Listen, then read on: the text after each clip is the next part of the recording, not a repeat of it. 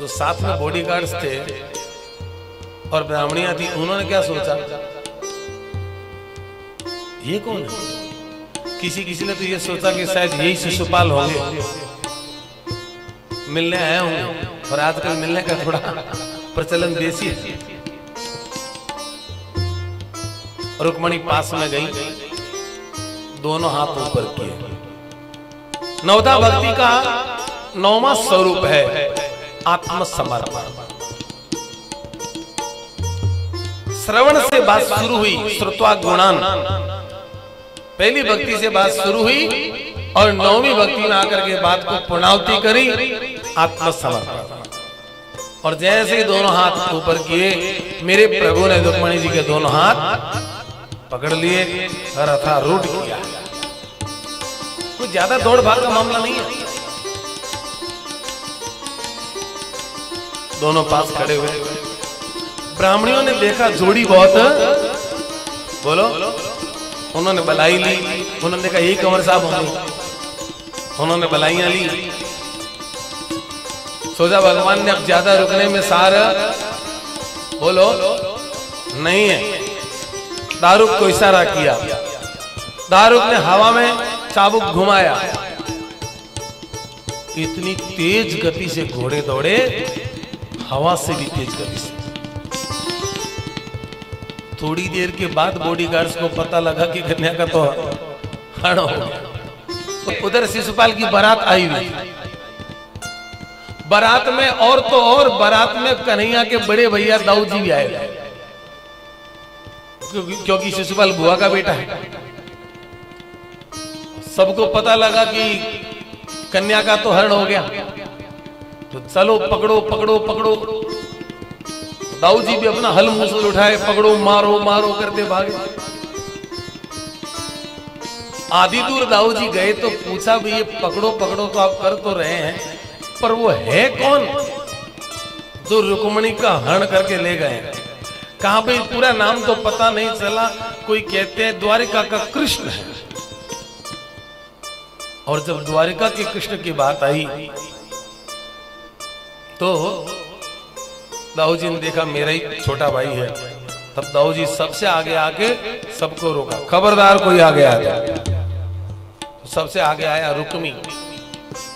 दाऊ जी ने कहा, रुक्मी,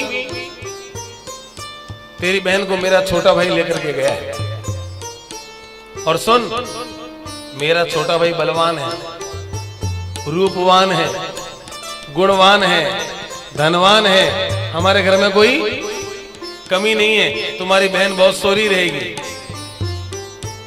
इसलिए ज्यादा कोई परेशान मत होना। और अगर किसी ne आगे बढ़ने की कोशिश की तो मैं जिंदा नहीं छोड़ूंगा। दाऊ जी का इतना प्रभाव था कि कोई आगे नहीं बढ़ा।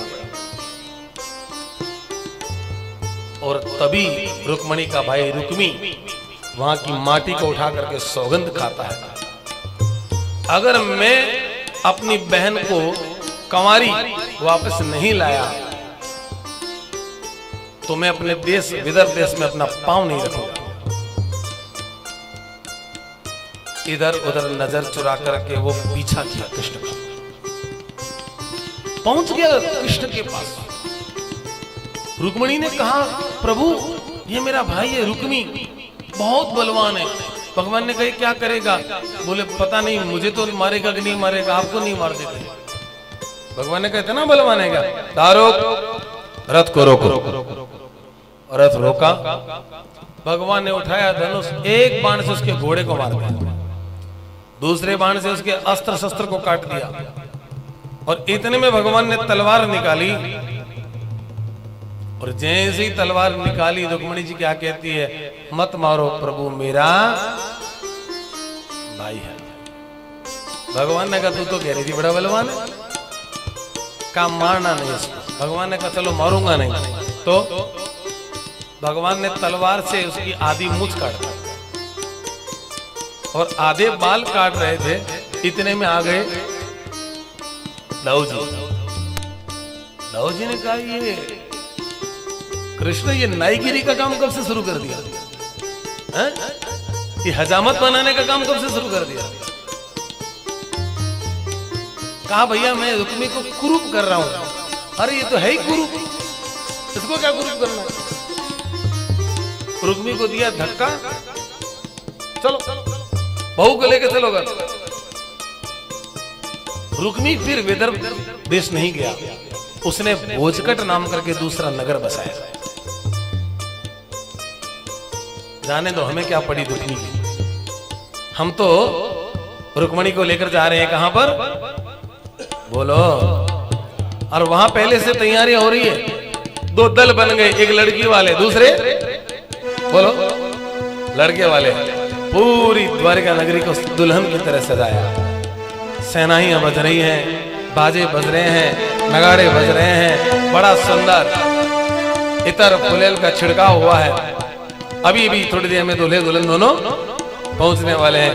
देखते देखते दोनों पहुंचे हैं और लड़की वाले लड़की को लेके चले गए, लड़के वाले लड़के को। सब तैयार हुए, बारात धूमधाम से निकली और धूमधाम से बारात लेकर के रुक्मणी जी के तोरण पर आए हैं और वहां वरमाला हुई, तोरण हुआ, बड़ा आनंद। और जैसे तोरण लगाया, समय तो कम है पर एक दो लाइन में तो सारी कथा को करेंगे ऐसा थोड़ी है। जब तोरण लगाया तो वहां की स्त्रियों ने गाया, क्या गाया,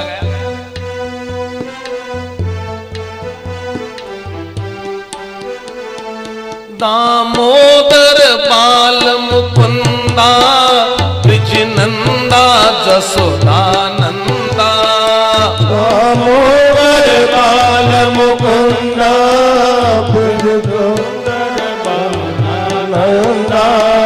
दामोदर बाल मुकुंदा ब्रिज चंदा जसोदानंदा, दामोदर बाल मुकुंदा ब्रज चंदा यशोदानंदा, तेजी मोकवर जी लाडू थोड़ी जौन में पहुंचो पांडू, तेजी मोकवर जी लाडू थोड़ी जौन में पहुंचो पांडू, तेजी मो कृष्ण जी नुकती मां मारी कर दी मुक्ति, तेजी मो कृष्ण जी मुक्ति मां मारी कर दी मुक्ति, दामोदर बाल मुकुंदा, दामोदर बाल मुकुंदा ब्रिज चंदा जसोदानंदा, ब्रिज चंदा यशोदानंदा, तेजी मो कृष्ण जी घेवर और छम छम बाजे नेवर, तेजी मो कृष्ण जी घेवर और छम छम बाजे नेवर, तेजी मो कृष्ण जी पीणी थोड़ी झांकी नव रंग भीणी, तेजी मो कृष्ण जी पीणी और झाकी नव रंग भीनी, दामोदर बाल मुकुंदा, दामोदर बाल मुकुंदा ब्रिज चंदा जसोदानंदा, ब्रज चंदा यशोदानंदा,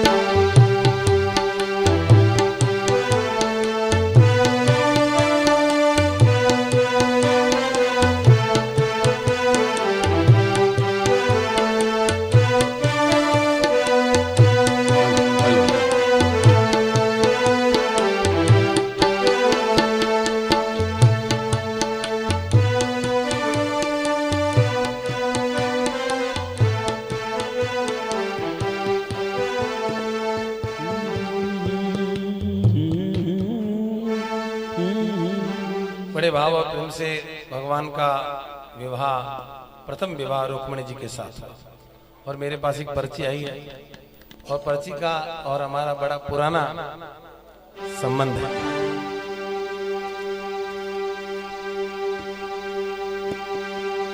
तो इसमें जो लिखा है उसके बारे में मैं बाद में चर्चा करूंगा, इसके बारे में हम बाद में बात करेंगे। बड़े भाव और प्रेम से भगवान का पहला विवाह रुक्मिणी जी के साथ में हुआ, जिससे भगवान के एक पुत्र भी हुआ, उसका नाम प्रद्युम्न हुआ। प्रद्युम्न को संबासुर हरण करके ले जाता है, समुद्र में फेंक देता है। वहां एक मछली उसको निगल जाती है और उसी मछली को संबासुर का रसोईया खरीद लेता है। फिर वहां बच्चा निकलता है। संबासुर के घर में एक दासी है, वो मायावती उसका लालन पालन करती है। जब वो बच्चा बड़ा होता है तो उसको बताती है कि मैं आपकी पत्नी हूं रति, आप मेरे पति है कामदेव। सर्व माया विनाशनी विद्या के द्वारा संबासुर को परास्त करके प्रद्युम्न जी द्वारिका आए। भगवान अपने पुत्र को प्राप्त करके बड़े सुखी हुए। अब भगवान का दूसरा विवाह किसके साथ? ये तो भगवान का पहला विवाह हुआ, दूसरा विवाह किसके साथ?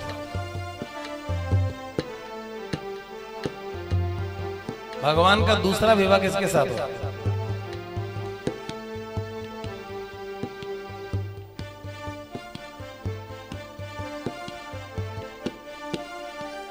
महाराज, द्वारिका में एक यादव है जिनका नाम है शत्राजित यादव।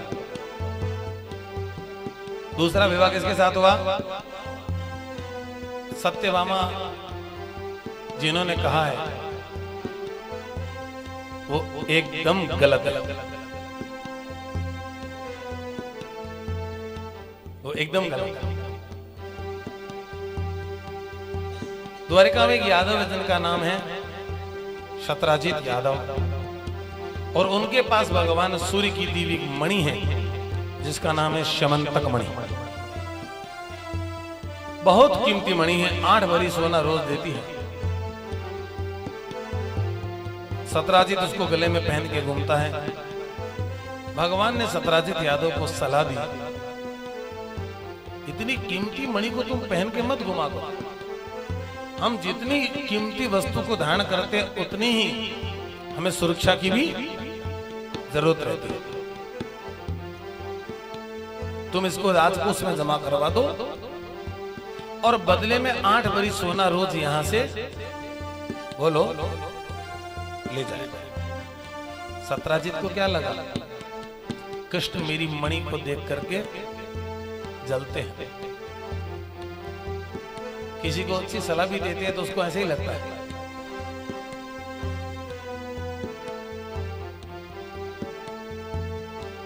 शत्राजित ने वो मणि राजकोष में जमा नहीं करवाई। एक दिन शत्राजित का भाई प्रसेन वो मणि अपने घर से लेकर के शिकार करने को गया और वहां सिंह के हाथों मारा गया। अब शत्राजित अपने घर में मणि ढूंढता है, मणि नहीं मिलती है तो सीधा चोरी का शक किसके ऊपर हुआ? बोले उसकी नजर थी, जरूर उन्होंने चोरी की। अब लोगों ने भी थोड़ा बहुत मान भी लिया कि हाँ भाई पहले माखन चोरी करते थे, हो सकता है यार अब मणि चोरी करना शुरू कर दिया है?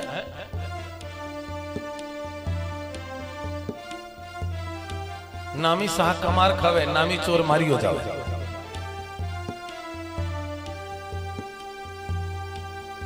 झूठा चोरी का आरोप लगा।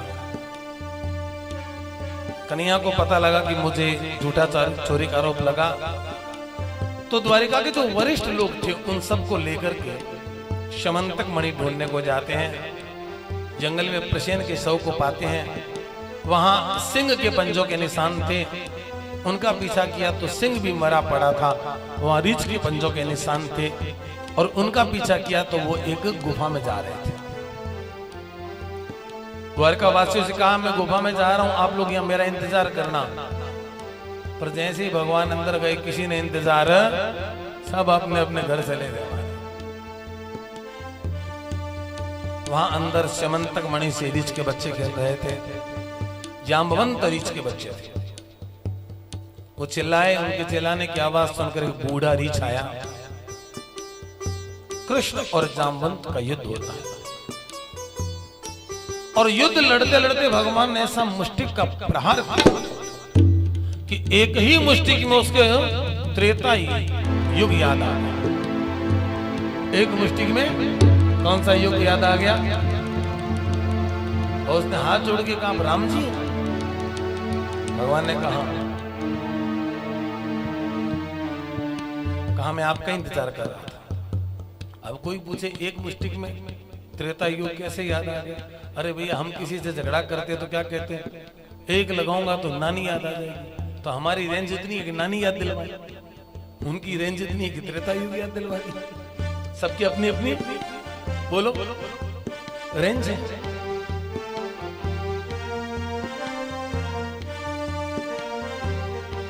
स्यमंतक मणि भगवान को दी और साथ में अपनी पालित पुत्री जिसका नाम है जाम्बवती, ये जाम्बवंत की पालित पुत्री है और ये भी उसको दे भगवान को सौंप दी और भगवान के साथ उसका वर्ण कर दिया। तो भगवान का दूसरा विवाह किसके साथ हुआ? जाम्बवती जी के साथ में। स्यमंतक मणि लेकर के आए, बड़ी सभा में सतराजी से कहा, लो सतराजी, तुम्हारा भाई चोर था और तुमने हमें चोर चोर कह के बदनाम कर दिया, ये अच्छा नहीं किया तुमने। सोचा सतराजित ने कृष्ण से बैर हो गया और समर्थवान लोगों से कभी बैर बोलो नहीं करना चाहिए। समर्थवान लोगों से बैर नहीं करना चाहिए। रसोईया महाराज से कभी बैर नहीं करना चाहिए। करके रसोई से कभी बैर नहीं करना चाहिए। इसलिए तो हमारे तो मारवाड़ी में कहावत है, रोटी खावनी माँ खले डालो भले जहर, क्योंकि माँ कभी अपने बच्चों को जहर देती नहीं। शस्त्रधारी व्यक्ति से बैर नहीं करना चाहिए। जिसके पास शस्त्र हो उससे बैर नहीं करना चाहिए, पता नहीं कब उसका दिमाग खराब हो जाए। उल्टा स्त्रियों से बैर नहीं करना चाहिए। जो उल्टा स्त्रियां हैं उनसे बैर नहीं करना चाहिए, क्योंकि उनका कोई कैरेक्टर तो होता नहीं, हमारा जीवन और खराब कर देगी। उनसे भी बैर नहीं करना चाहिए। घबराया सतराजित, उसने कहा प्रभु ये मणि आप ही रख लो। भगवान ने कहा नहीं सतराजित, अब ये मणि हम नहीं रखेंगे। अरे भैया, जब हमने मणि रखी नहीं तब तुमने मुझे चोर चोर कह दिया, अब क्या कहेगा? कहा आप मुझसे नाराज हो गए। भगवान ने कहा नाराज तो नहीं हो, पर मुझे बहुत बुरा लगा, अब मैंने तुम्हें माफ कर दिया, जाओ। कहा नहीं प्रभु, अगर आप ये मणि न रखो तो मेरे पास एक दूसरी मणि है। भगवान ने कहा वो कौन सी? मेरी एक बेटी है और बेटियां भी हमारी मणि होती है। हम मणि को कैसे संभाल के रखते हैं? किसी के पास हीरा हो सिंगल पीस और वो भी 4-5 कैरेट का हो और तो ओरिजिनल हो, सी ग्रेड और डी ग्रेड का हो, तो उसको कैसे रखेगा? बोलो। आजकल तो सी और डी ग्रेड के हीरे देखने को ही नहीं मिलते, ज्यादातर तो जी और एच श्रेणी के हीरे देखने को मिलते हैं। अगर किसी का सी और डी ग्रेड का हीरा हो और सिंगल पीस हो, उसको घर में वो कैसे संभालेगा? पहले डब्बी लेगा, उसमें कॉटन रखेगा, उसमें हीरे को रखेगा, उस डब्बी को फिर लॉकर में उसका डबल लॉक होगा, फिर अलमारी का लॉक होगा, फिर ये होगा, क्योंकि वो बहुत ही कीमती है। जैसे हम हीरे को, मणियों को, कीमती को संभाल के रखते हैं, वैसे ही हम अपनी बेटियों को रखते हैं, क्योंकि हमारी बेटियां हीरे और मणियों से कम नहीं है, लोगों की नजर से बचा कर।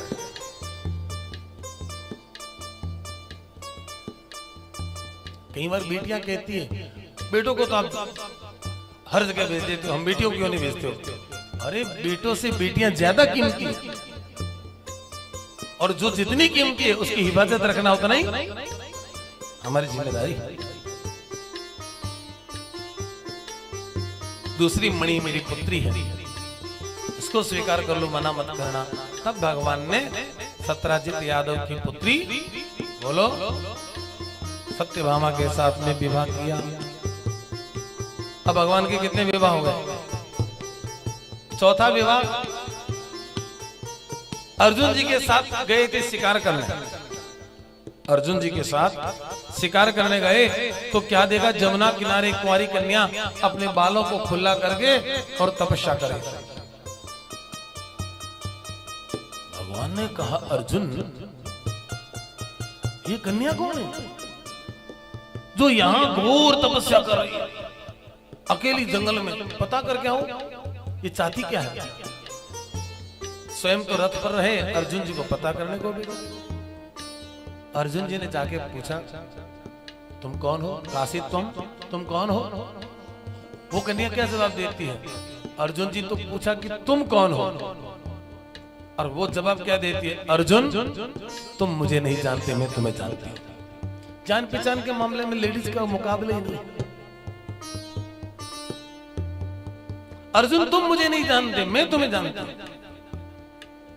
अर्जुन जी ने कहा वो तो आपकी बड़ी मेहरबानी, पर आप कौन हैं?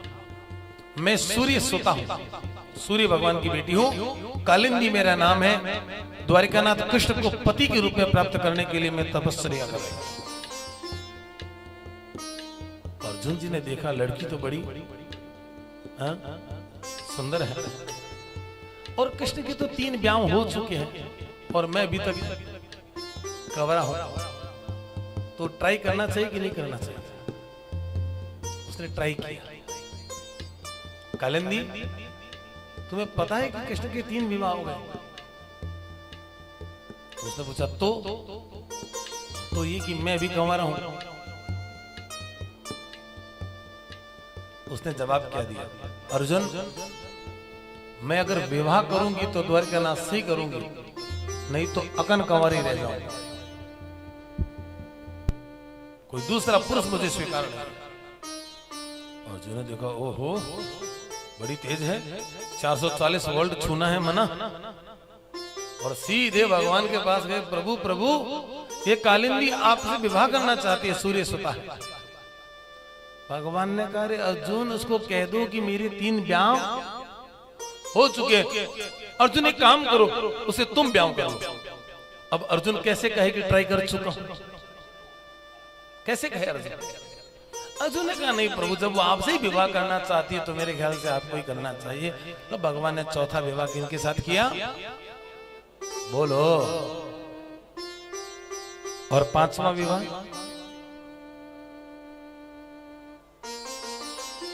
विंदानुविंद राजा की बेटी मित्रविंदा जी के साथ में।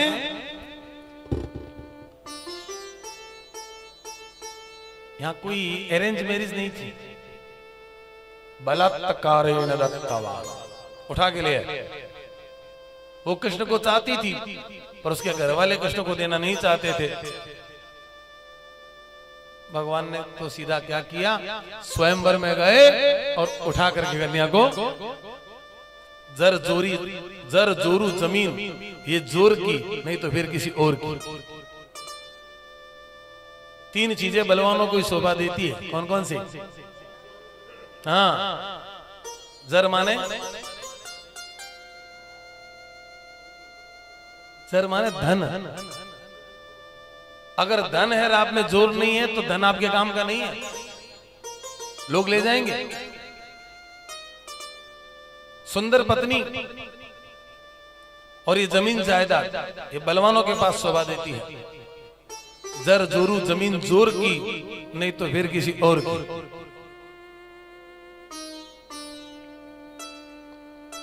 मित्रविंदा जी के साथ 5वां विवाह। 6ठा विवाह अवंती देश के राजा की पुत्री सत्या के साथ 7 सांड को एक डोरी में बांध करके जीत करके ले आए।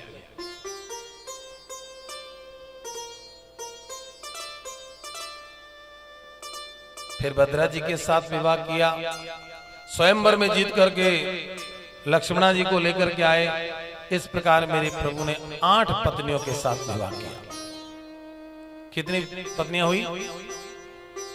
ये तो 8 पत्नियां हैं ही हैं। इसके अलावा प्राग ज्योतिषपुर के राजा बोमासुर के घर में जो 16,100 कन्याएं बंदी थी, उन सबको छुड़ा करके मुक्त किया।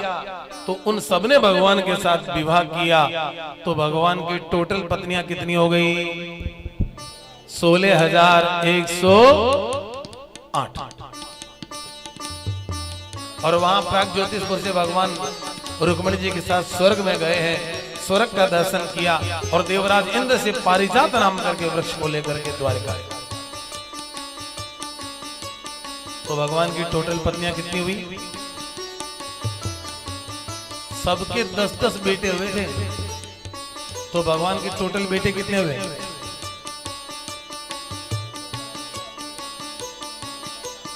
नो नो नो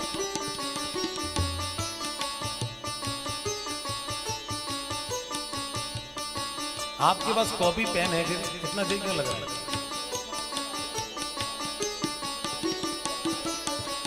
16,108 पत्नियां, सबके 10 पुत्र हुए। तो कितने बेटे हुए? और जीते रहो।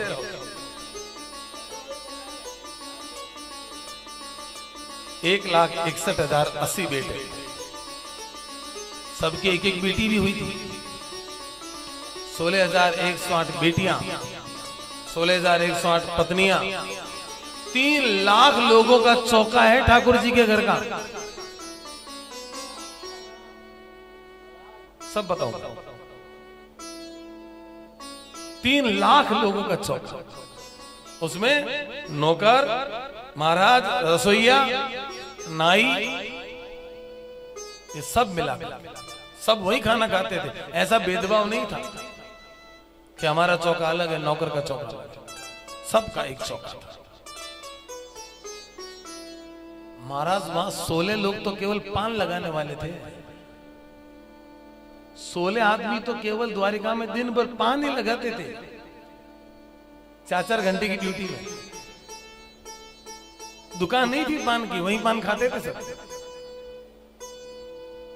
खुद के घर का धोबी था, खुद की सब व्यवस्था थी। इतना सुंदर परिकर। अब आप एक बात बताओ, 16,108 पत्नियों के पति श्री कृष्ण फिर भी खुश रहते हैं। 16,108 पत्नियों के पति और फिर भी खुश। और यहां एक पत्नी फिर भी। अब जो जोड़े से बैठे वो नहीं बोलेंगे।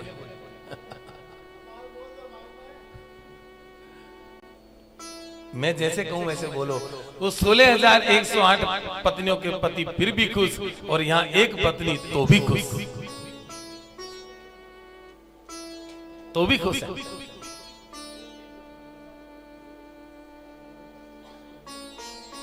इतनी सुंदर गृहस्थी में भी भगवान अपनी पत्नियों के साथ हंसी मजाक भी करते हैं, मस्करी भी करते हैं। और अगर मान लो भगवान के मस्करी करने से, मजाक करने से कोई पत्नी नाराज हो जाती है, तो उसको फिर बोलो राजी भी करते हैं। मैंने सुबह कथा में कहा था, किसी को नाराज करने का हमें कोई अधिकार नहीं यदि हमें राजी करना नहीं आता। हम लोग किसी को नाराज तो कर देते, फिर राजी करना नहीं आता। यही होना चाहिए। श्रीमद् भागवत के 10वें स्कंद के 60वें अध्याय में परिणय कले की कथा है। पति पत्नी में थोड़ी बहुत नोक-झोंक अगर हो जाए तो कोई बुरी बात नहीं है, पर वो कमरे की बात कमरे तक होनी चाहिए। कमरे की बात हॉल में नहीं आनी चाहिए। कमरे की बात हॉल में नहीं आनी चाहिए। समझदार पति पत्नी वो है जो कमरे की बात को हॉल में ना आने दे और हॉल में अगर कोई बात हो जाए तो घर से बाहर बात ना जाए।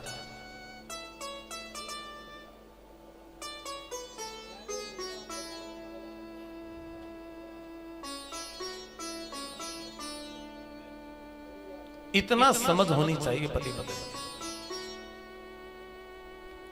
भगवान रुक्मिणी जी को कभी कभी नाराज कर देते हैं, उनको चिढ़ाते रहते हैं, तूने मेरे साथ ब्याह क्यों किया? शिशुपाल ठीक था, वो तो राजा था, अभी उसके पास होती तो मैं रानी बन जाती, अभी भी चली जा, मैं छोड़ देता हूं। बहुत बार उनको नाराज भी कर देते, फिर उनको वापस। यहां मूल प्रश्न इतना ही है, पति पत्नी कभी कभी नोक झोंक हो जाए, उससे प्रेम कम नहीं होता, उससे प्रेम बढ़ता है। पर रोजाना 24 घंटे भी कटपट नहीं होनी चाहिए, उसमें भी निरस्ता है।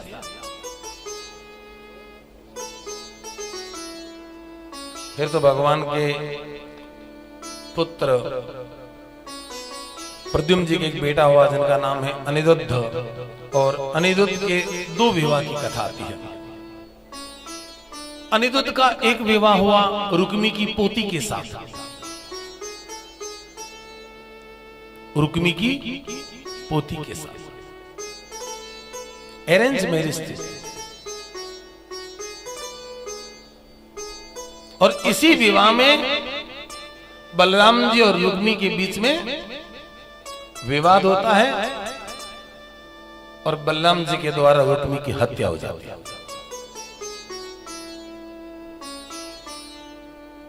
और थोड़ा ध्यान से सुनना, अभी 1 घंटे और है,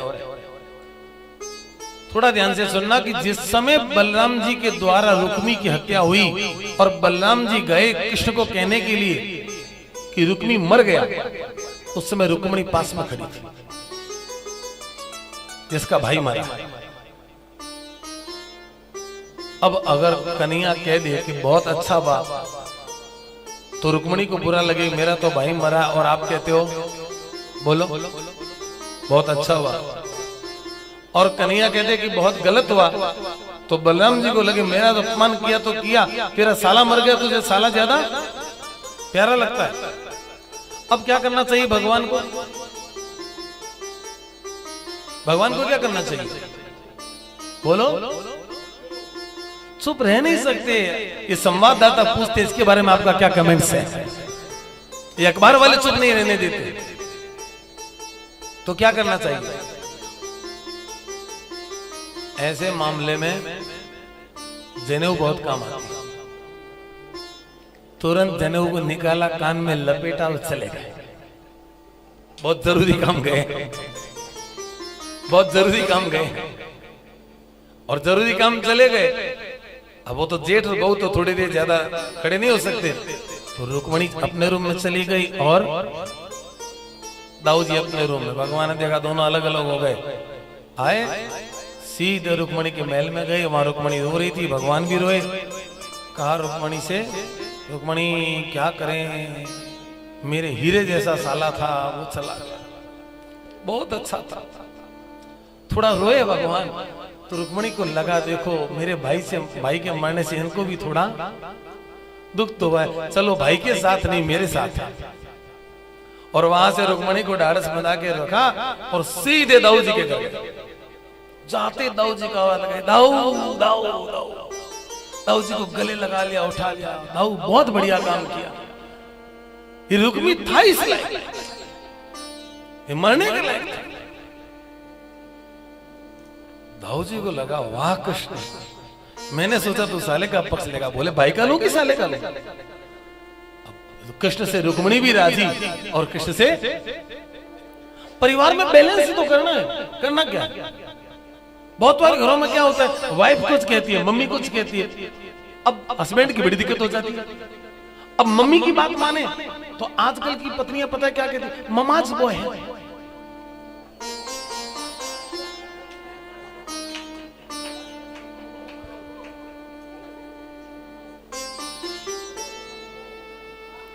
आजकल की पत्नियां फट कह देती है। अगर बेटा माँ की नहीं मानेगा तो आपका बेटा कल आपकी ना माने तो? अगर मम्मी की कोई बात मान ले तो पत्नियां कहती थी ममाज वो है, अभी भी मम्मी मम्मी मम्मी करते रहते हैं। और थोड़ा पत्नी की बात मान ले तो माँ कह देती है पाल पोस के बड़ा मैंने किया, सब मैंने किया, और ये कल आई है इसके पीछे पीछे इसका पल्लू पकड़ के घूमता रहता है। उस बेटे की क्या दशा, इधर माँ सुनाए उधर पत्नी सुनाए, दो पाटन के बीच में साबत बचा न कोई। उस बेटे को बड़ी सावधानी के साथ बैलेंस करना पड़ता है। और भागवत कथा सुन ले तो सब समझ में आ जाता है कैसे बैलेंस किया जाता है। एक कथा सिखा देती है कैसे फैमिली को, बोलो हाँ। जिन्होंने जीवन में भागवत नहीं सुनी वही विवाद है, क्योंकि कृष्ण कथा में एक सबसे बड़ी विशेषता यह है कि भगवान ने कहीं भी संवाद को रोका नहीं, किसी से बोलचाल बंद नहीं की। और यह सबसे बड़ी बात है। हम लोगों में कमी क्या है, थोड़ा किसी के साथ मनोमालिन्य हुआ और बोलचाल बंद कर, यह नहीं होना चाहिए। बोलचाल कम कर दो, आना जाना कम कर दो, एकदम से शटर बंद मत करो। ऑप्शन के रास्ते हमेशा खुले रखने चाहिए। और इन्हीं अनिरुद्ध जी का दूसरा विवाह बाणासुर की बेटी उषा के साथ हुआ था। बाणासुर की बेटी उषा को रात को स्वप्न आता है। स्वप्न में अनिरुद्ध जी को देखती हैं, अपनी सखी चित्रलेखा को बताती हैं, और वो चित्रलेखा पलंग सहित अनिरुद्ध जी का हरण करके लाती हैं, गुप्त रूप से विवाह करवाती हैं। और तब कन्हैया को पता लगा कि मेरा पोता शोणितपुर में, बाणासुर के घर में,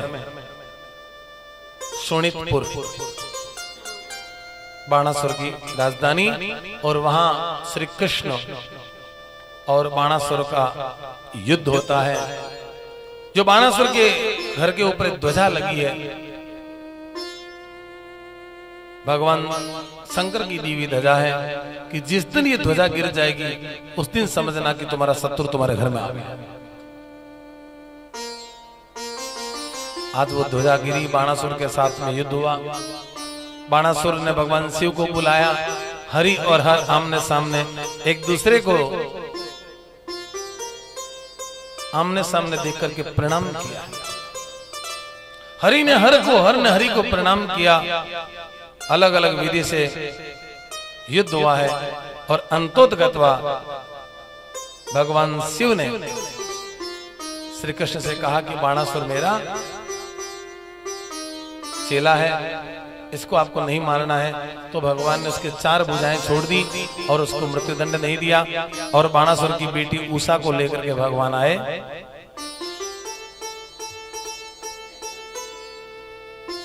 एक दिन भगवान बैठे हैं और भगवान के पोते खेल रहे थे। अचानक गेंद एक कुएं में गिर गई। तो भगवान के पोते आए, दादा दादा कुएं से गेंद निकाल। अब आपको पता है दादे और पोते का जो संबंध होता है बड़ा विलक्षण होता है। बेटा बाप को काम के लिए नहीं कह सकता, पर पोता बोलो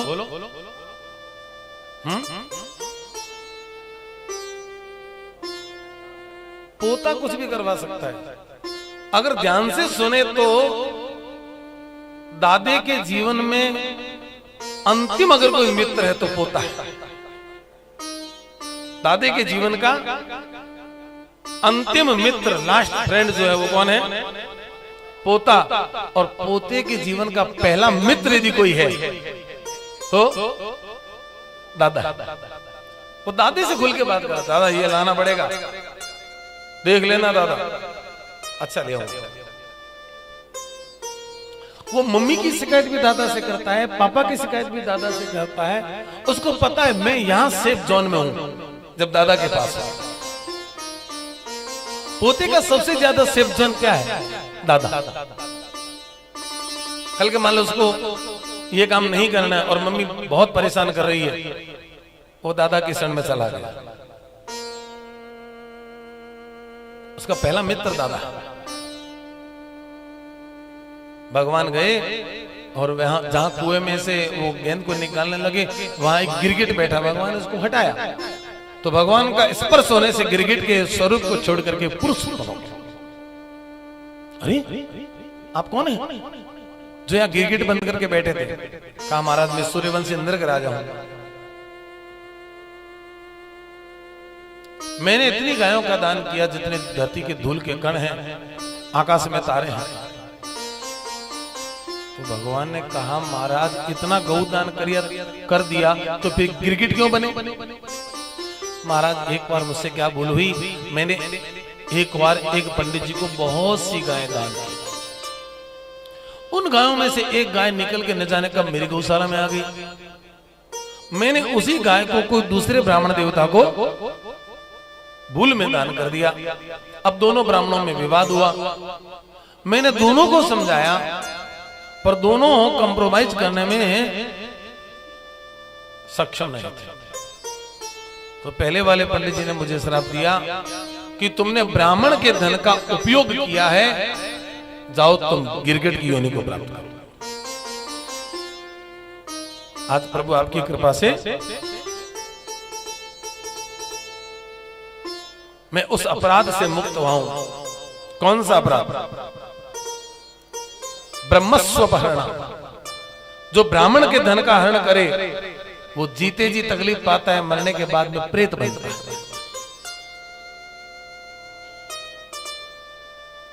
भगवान ने कहा पधारी, उसको तो विदा किया। अब महाराज बलराम जी ने कहा कन्हैया हम लोग गोकुल से मथुरा आए और मथुरा से बोलो हम लोग वापस गोकुल तो गए नहीं। अरे कभी कभी अपने नेटिव प्लेस भी जाया करो, जहां से आप लोग उठे हैं वहां भी आपको जाना चाहिए कभी कभी। ठीक है, कमाने के लिए आप लोग कलकत्ता गए, कमाने के लिए आप मद्रास गए, कमाने के लिए आप लोग कहीं भी गए, आपके बुजुर्ग कहीं भी गए, वो कमाने को गए थे। और पहले हमारे बुजुर्ग क्या करते थे? कमाते थे परदेश में और खर्चा करते थे देश में। तो क्या होता कि हमारा जो छोटा सा गांव होता था या छोटा शहर होता, वहां भी हम खर्चा करते तो कुछ पैसे वहां भी लोगों की आर्थिक स्थिति सुधरती थी।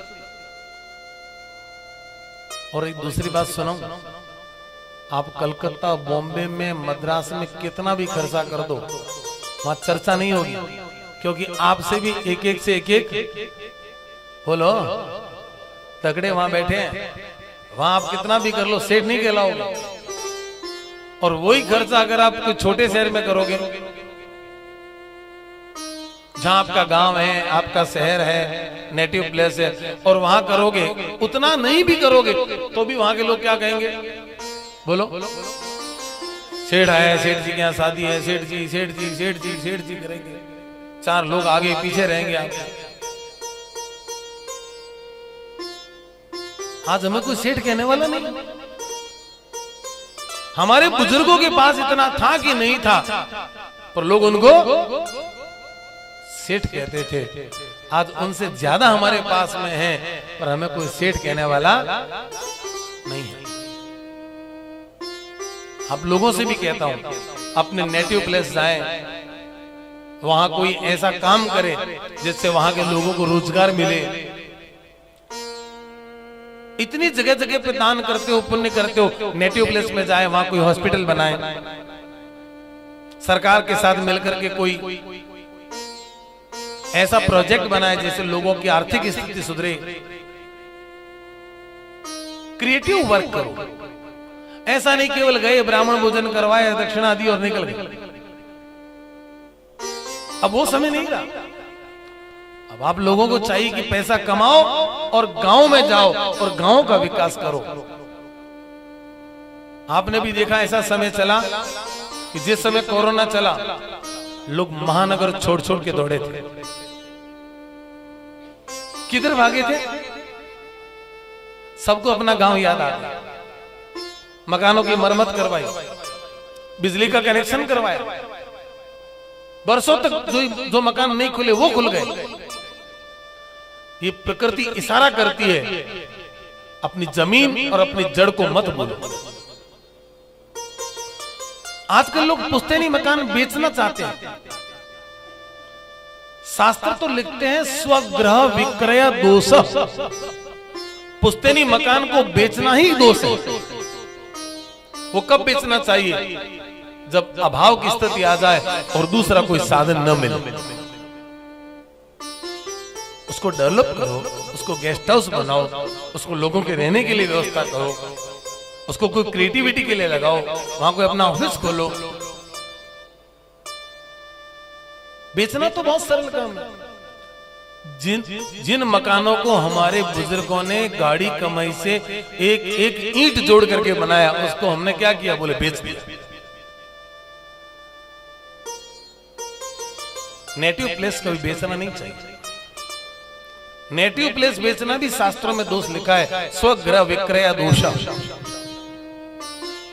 हाँ, बाकी शहरों में आपके मकान है, रोज फ्लैट खरीदो, रोज बेचो। 2 BHK बेचा, 3 BHK ले लिया, 3 BHK बेच लिया तो 4 BHK ले लिया। यहां बेचते रहो, वो नेटिव प्लेस है। वहां हमारे पितरों की आत्मा रहती है। अक्सर आपने देखा है, जब आपको सपना आता है तो नए घर के कम आते हैं, पुराने घर के ज्यादा आते हैं, क्योंकि पितरों की आत्मा वहां बसती है। तो कहा हमें गोकुल जाना चाहिए।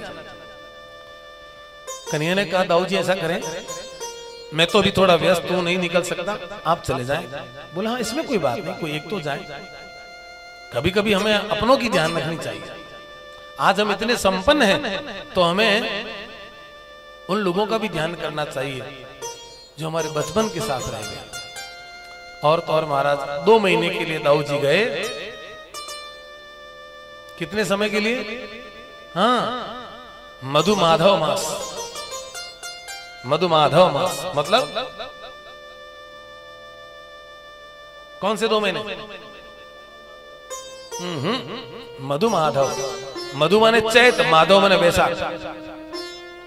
मधु माधव मास के लिए गए और वहां खूब अपने साथियों से मिले।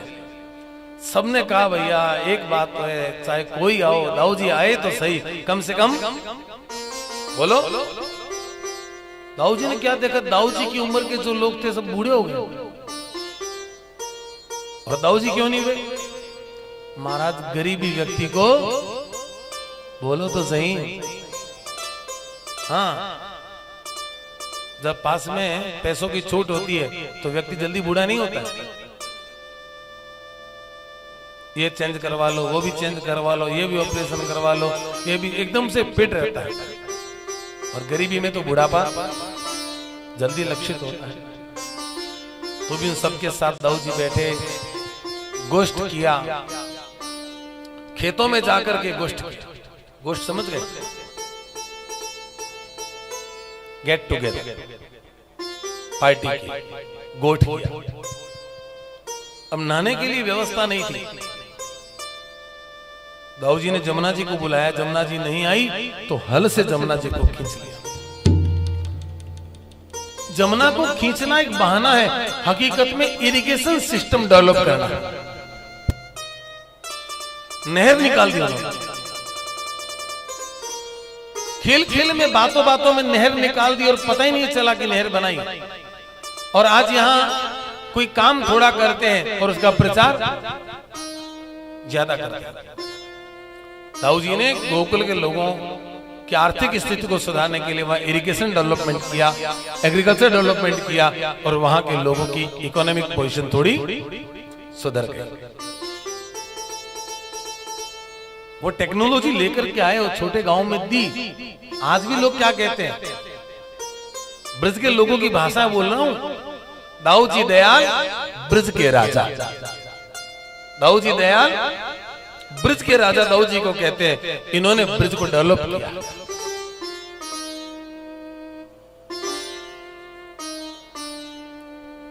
इधर दाऊ जी आए हुए हैं गोकुल, और उधर एक पौंड्रक नाम करके व्यक्ति अपने आप को घोषित कर दिया कि मैं ही असली भगवान हूं। पोस्टर छपवा दिए, मैं ही भगवान हूं, बस सब जगह ये कहता है मैं ही भगवान हूं, मैं ही भगवान हूं। और सबसे ज्यादा उसकी अकल किसने निकाली? काशी राजा ने। उसने कहा देख तू भगवान तो है, सब तो तेरे को मानते हैं, पर एक काम कर दे। बोले क्या? एक चिट्ठी कृष्ण को लिख दे कि असली कृष्ण मैं हूं, अगर आप चाहो तो मुझसे युद्ध कर सकते हो। उसकी अकल निकल गई, कृष्ण को पत्र लिख दिया।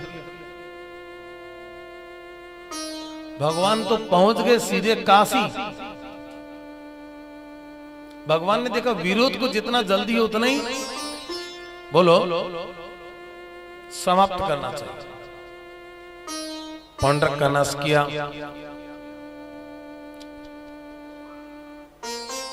उधर महाराज गोकुल वासियों की जितनी समस्याएं थी, रेवत पर्वत पर जो द्विविध नाम करके बानर परेशान करता था, उससे भी ब्रजवासियों को मुक्त किया। इधर भगवान जब वापिस आए तो प्रभु को एक समाचार मिला। बोले क्या? भगवान का एक बेटा है जिसका नाम है शांब। भगवान के 1,61,080 बेटों में सबसे ब्यूटीफुल है। वैसे तो प्रद्युम्न जी कामदेव का रूप है, पर सांब उनसे भी ज्यादा गोरा है।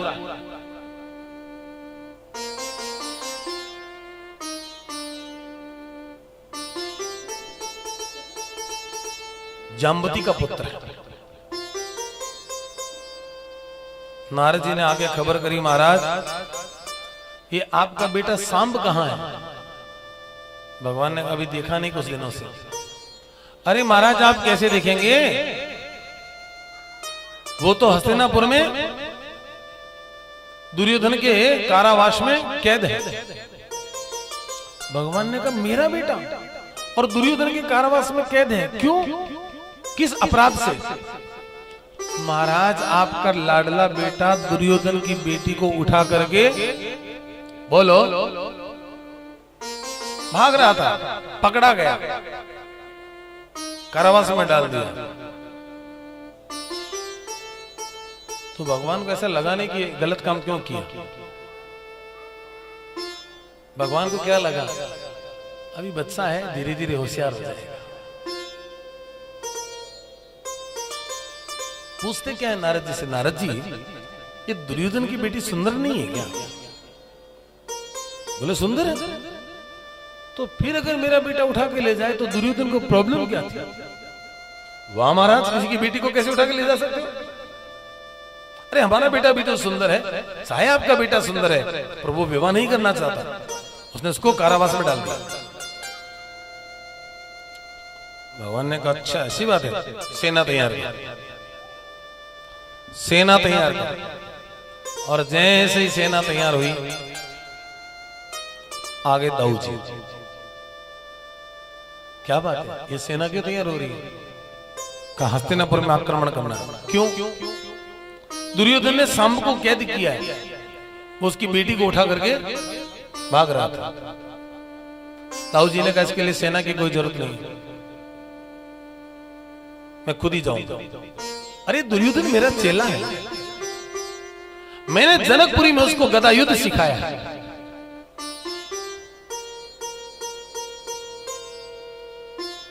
जनकपुरी में? आपने कब सिखाया उनको गदा युद्ध?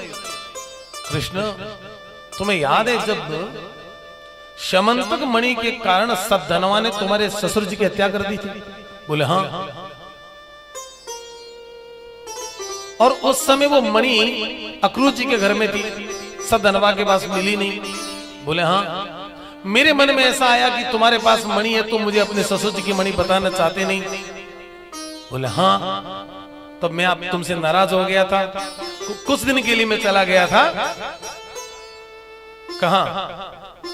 जनकपुर। और वहां पर दुर्योधन आए थे, वहां मैंने उनको गदा युद्ध सिखाया। अच्छा अच्छा अच्छा, ये मुझे पता नहीं था। बोले मेरा चेला है। तो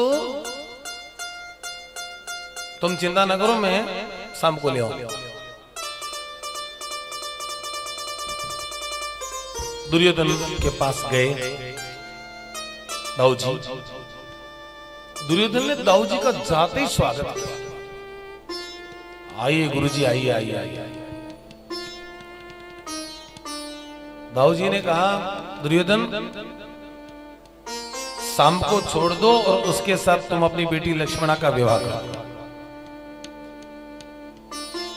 दुर्योधन ने कहा, गुरुजी मैं आपसे माफी चाहता हूं, न तो मैं शाम को छोड़ूंगा और न तो अपनी बेटी का विवाह करूंगा। इसकी हिम्मत कैसे हो?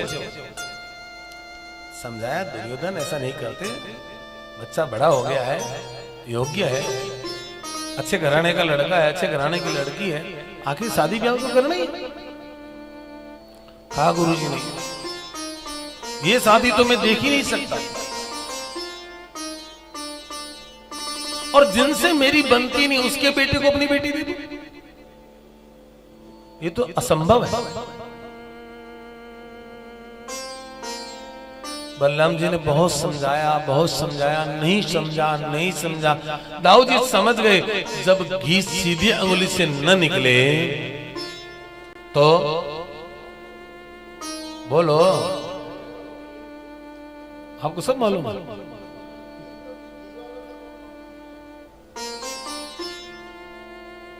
घी अगर सीधी अंगुली से न निकले तो अंगुली को टेढ़ा कर लेना चाहिए।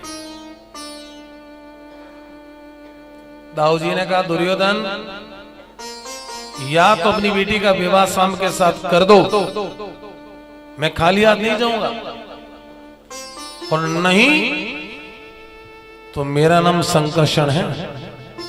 उन्होंने अपने कांधे से हल को नीचे उतारा और जमीन में गाड़ दिया, पूरी हस्तिनापुर नगरी को हिला दिया, लगा कि भूकंप आ गया। दुर्योधन बोलो, अपनी बेटी का विवाह करते हो कि नहीं करते हो? अगर नहीं करते हो तो पूरे हस्तिनापुर नगरी को ही उल्टा कर दूंगा। घबराया दुर्योधन, घबरा के अपने मामा शकुनी के पास गया। मामा श्री, मुझे क्या करना चाहिए? शकुनी ने कहा, दुर्योधन भांजे, ये अच्छा मौका है, अपनी बेटी यादवों को दे दो। कल के मान लो कभी कौरव और पांडवों का युद्ध हुए, कल के हमें कोई शक्ति की जरूरत पड़े तो पांडवों की शक्ति इसलिए बलवान है क्योंकि उनके पास यादव है, और हमारा भी इनसे डायरेक्ट संबंध हो जाएगा, तो यादवों की आधी शक्ति बोलो हमारे पास आ जाएगी। राजनीति सोच रखो भांजे। समझाया किसने?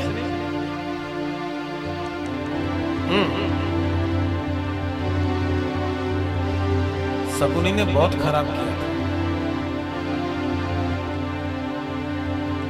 बहन के घर में भाई को ज्यादा पंचायती घर बिगाड़ा ही था, और दूसरों का घर बिगाड़ा तो खुद के घर की हालत देख लो। ये शकुनी कहां का है? गंधार का है, अफगानिस्तान का। दूसरों के घर में आग लगाया था, उसके घर की हालत देख लो।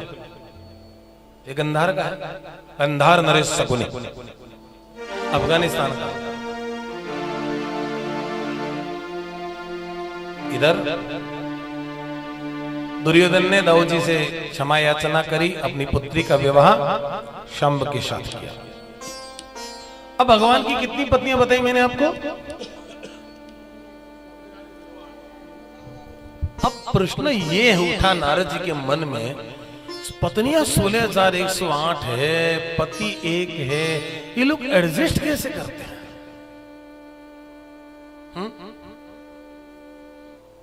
नारद जी ने सोचा, देख क्या क्या। नारद जी देखने के लिए द्वारिका आए, तो रुक्मणी के महल में जाए तो वहां भगवान उठे हैं, सत्यभामा के महल में जाए तो वहां भगवान कुछ और कर रहे हैं। जहां जहां जाए वहां भगवान अलग अलग क्रिया करते हुए दिखाई दे।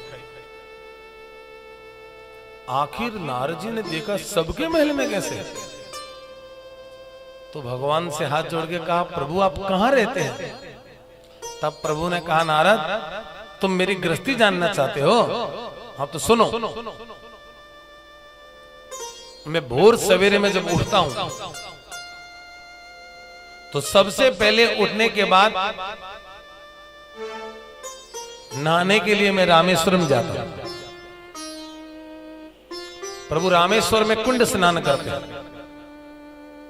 आप कभी रामेश्वर जी गए हैं? कुंडों में स्नान किया है? वहां ठाकुर जी रोज स्नान करने को जाते हैं। वो देव कुंड है, देवताओं की कुंड है। स्नान वहां करता हूं और वहां से चला जाता हूं बद्रीनाथ। वहां संध्या पूजा पाठ करता हूं, वो मेरा तपोस्थान है।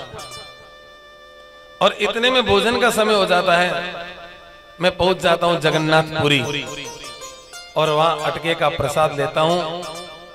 इतने में मेरे ऑफिस का टाइम हो जाता है, मैं आ जाता हूं द्वारिका। द्वारिका मेरा हेड ऑफिस है। दिन भर काम करता हूं, फाइलें निकालता हूं और जैसे ही रात होती है 16,108 रूप बना करके सब रानियों के महल में जाता हूं, सबको खुश करता हूं। नारद जी ने प्रणाम किया। धन्य हो गए नारद जी भगवान की दिव्य गृहस्थी को देखकर कि भगवान भी नित्य ब्रह्म मुहूर्त में उठते हैं, रोज अपने हाथों का दर्शन करते हैं, धरती को प्रणाम करते हैं, गाय माता को रोटी देते हैं, रोज भ्रमण करने को जाते हैं। भगवान रोज एक्सरसाइज करते हैं। श्री कृष्ण से सीखो, भगवान रोज एक्सरसाइज करते हैं। श्री कृष्ण एकदम फिट है, तभी तो कृष्ण हिट है। श्री कृष्ण एकदम फिट है, तभी तो हिट है। जो फिट है वही हिट है। इतनी सुंदर भगवान की दिव्य गृहस्थी। और फिर भगवान के घर एक साथ 2 निमंत्रण आ गए। 2 निमंत्रण क्या है? एक निमंत्रण आया महाराज जरासंध के घर में 20,800 राजा बंदी है। उन्होंने प्रार्थना की कि प्रभु आप आए और हमें बंधन से मुक्त करवाएं। और दूसरी तरफ देवर्षि नारद जी आए निमंत्रण लेकर के। पांडवों ने राजसू यज्ञ किया है और आपको जोड़े से बुलाया है। भगवान का जोड़ा कितना है?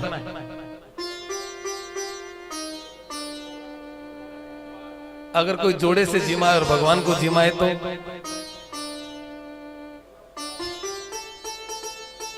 पांडवों ने तो जोड़े से बुलाया। तो उद्धव जी की सलाह से भगवान ने क्या किया?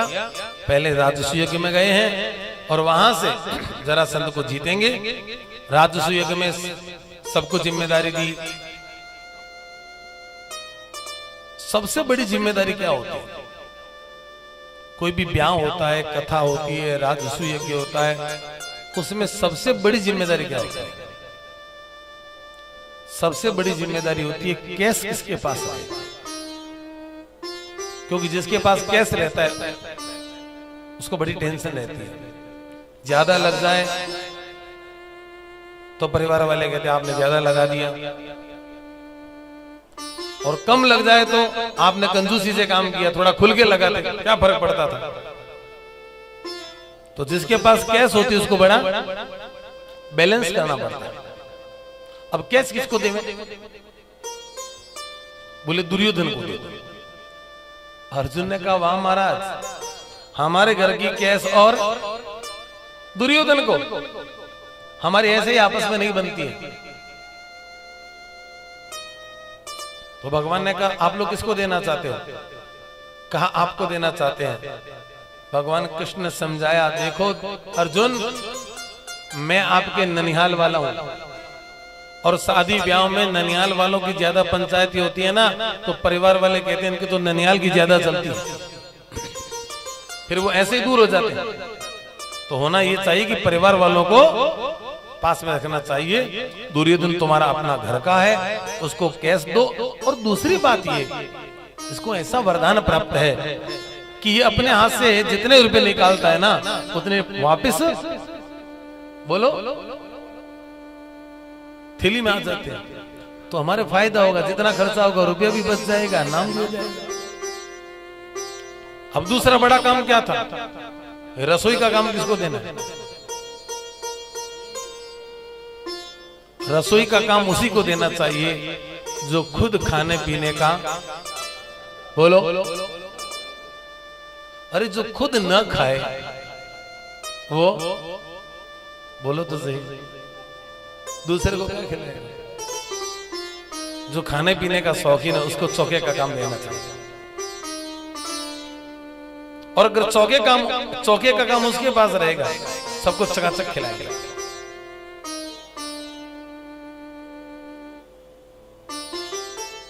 तो भीमसेन को एक काम दिया, अर्जुन तुम मेहमानों को अटेंड करोगे, नकुल तुम आवास व्यवस्था देखोगे, किसको कौन सा रूम देना है, किसको कहां रुकवाना है, ठहराना है।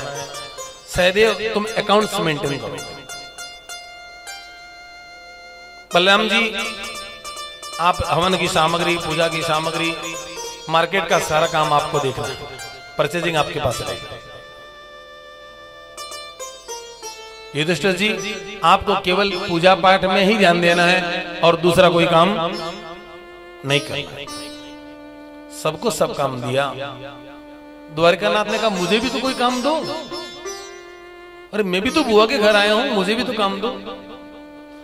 तो महाराज युधिष्ठिर ने कहा आपको काम मैं तो नहीं दूंगा, अर्जुन देंगे। बराबर के आपके मुंह लगे, अरे अर्जुन मुझे भी तो कोई काम दो, मैं क्या काम करूंगा? तो अर्जुन जी ने कहा कि जो काम किसी को नहीं दिया है वो काम आपको करना है। भगवान ने कहा ये तो ठीक है। और जब राजसु यज्ञ में ब्राह्मण भोजन हुआ, ब्राह्मणों के पांव धोने का काम किसी को नहीं दिया और ब्राह्मणों की जूठी पतले उठाने का काम किसी को नहीं दिया, तो आज भगवान ने ब्राह्मणों के पांव धोए और ब्राह्मणों की जूठी पतले उठाए। युधिष्ठिर ने कहा आप ये क्या कर रहे हैं? कहा मुझे यही काम सौंपा है। किसने? अर्जुन ने। अरे अर्जुन तुमने द्वारकानाथ को ये काम दिया। बोले भैया आप मान सकते हो, अर्जुन तुमने कहा था जो काम किसी को नहीं दिया है वो आपको करना है। बताओ ये जूठी पतलों का काम किसको दिया? अरे ये तो काम हम देना ही भूल गए। भगवान ने कहा ये मेरा सौभाग्य है, घर में ब्राह्मण भोजन करे तो उनकी पतले खुद को उठानी चाहिए। और मैं बहुओं से कहता हूं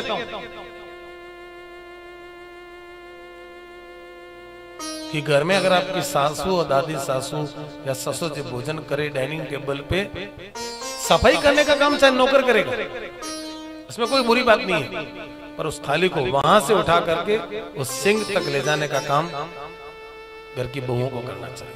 ये रेस्पेक्ट है उनका।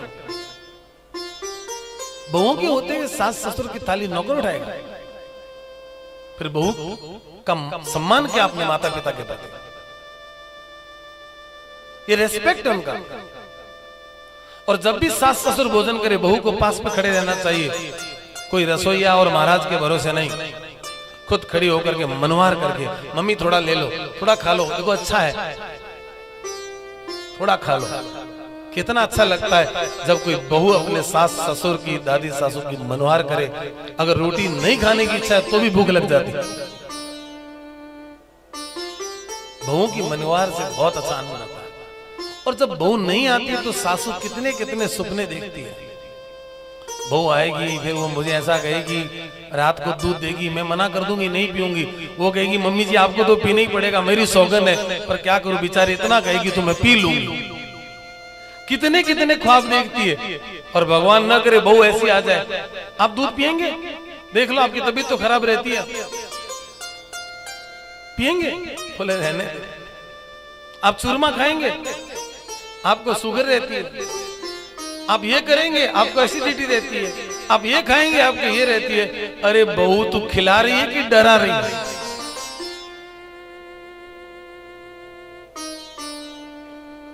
थोड़ा थोड़ा खाने से कोई बीमार नहीं होता, बहुत नहीं खाना चाहिए। कभी कभी बुजुर्गों को इच्छा होती है मुझे ये चीज खानी, थोड़ी खिला दो, थोड़ी थोड़ी खाने से कुछ भी नहीं होता, बहुत ज्यादा नहीं खाना चाहिए। अरे जीते जी उनकी इच्छा हम पूरी नहीं करेंगे तो मरने के बाद क्या करेंगे? जीते जी उनकी इच्छा पूरी करो। वो कहते मैं रसगुल्ला खाऊंगा, हाँ खाइए, एक नहीं खाओ, आधा खा लो, आधा कल फिर खा लेना, पर एकदम से मना मत करो उनको खाने के लिए। जो भी खिलाओ थोड़ा खिलाओ, थोड़ा दिन गैप से, मम्मी कल आपने दिया हुआ है, कल आपको सुबह और दे देंगे, कल फिर दे दो उनको। उनकी इच्छाओं का भी सम्मान होना चाहिए। राजसु यज्ञ में दिग्विजय किया, सब दिशाओं को जीत लिया, और सब दिशाओं को जीतने के बाद खबर ये आई कि और तो सबको जीत लिया पर जरासंध को नहीं जीत पाए। तब मेरे प्रभु भीमसेन और अर्जुन को लेकर के ब्राह्मण का वेश धारण करके मगध नरेश के यहाँ जाते हैं। उनका नियम है कि सुबह सूर्य नारायण भगवान को अर्घ्य देने के बाद जो भी ब्राह्मण मिलता है उसको इच्छित वस्तु का दान करते हैं। ये तीनों ब्राह्मण का वेश धारण करके गए, और जैसे ही सूर्य नारायण भगवान को अर्घ्य देकर के नीचे उतरते हैं, तीन ब्राह्मण सामने खड़े थे। तीनों से कहा महाराज प्रणाम। बोला आपको क्या चाहिए? तीनों ने एक साथ कहा युद्धम देहि, युद्धम देहि, हमें युद्ध चाहिए। जरासंध ने कहा युद्ध? आप ब्राह्मण तो नहीं है, ब्राह्मण कभी युद्ध नहीं मानेंगे। मैंने आपको वचन दिया है मैं युद्ध दूंगा, पर आप अपना परिचय देवें। तो तीनों ने अपना परिचय दिया। तीन में से किसी के साथ भी युद्ध करो।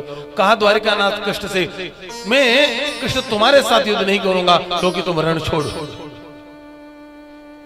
अर्जुन तुम मुझसे छोटे हो, भीमसेन के साथ युद्ध करूंगा। भगवान ने सोचा मैं यही तो चाहता था। भीमसेन के साथ युद्ध करते करते जब निर्णय नहीं हुआ, भगवान ने तिनके को चीर करके इशारा किया, और महाराज भीमसेन ने जरासंध का दो भागों में उसको विभक्त करके विपरीत दिशाओं में फेंक दिया। क्योंकि अगर पास में भी रख देते तो जरा नाम करके राक्षसी के द्वारा ये पल्लवित था, और उसको ऐसा वरदान प्राप्त था कि फिर जुड़ जाता और फिर जिंदा हो जाता।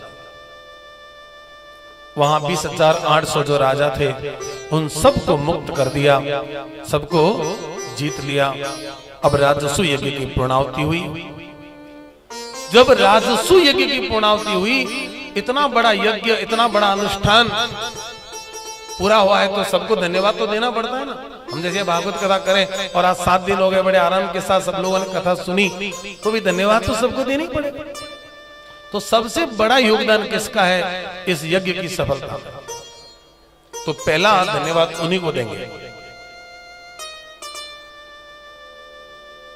बोलो।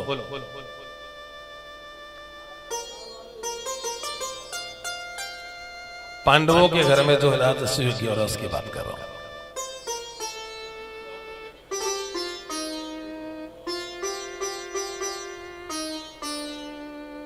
वहां जरासंध के बेटे ने भगवान के नाम का प्रस्ताव रख दिया। जरासंध को भगवान ने मारा, पर जरासंध का बेटा भगवान का भक्त बन गया। उसने भगवान के नाम का प्रस्ताव रखा कि कृष्ण का अग्रज पूजन होना चाहिए।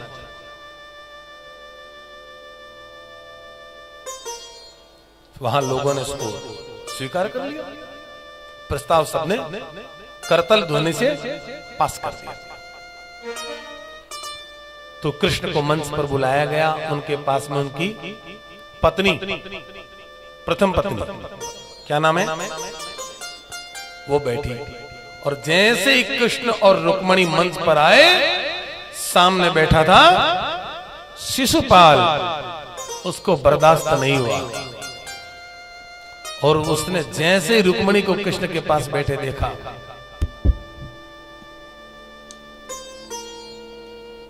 उसको याद है रुक्मणी की सगाई हमसे हुई और विदाई करके ये ले गए। जैसे जैसे रुक्मिणी कृष्ण के पास बैठी दिखाई देती है, वो गाली पे गाली, गाली पे गाली, गाली पे गाली निकालता है। पहली गाली निकालते ही पांडवों की तलवारें बाहर आ गई थी। भगवान ने इशारा किया, खबरदार जो किसी ने शिशुपाल को कुछ कहा।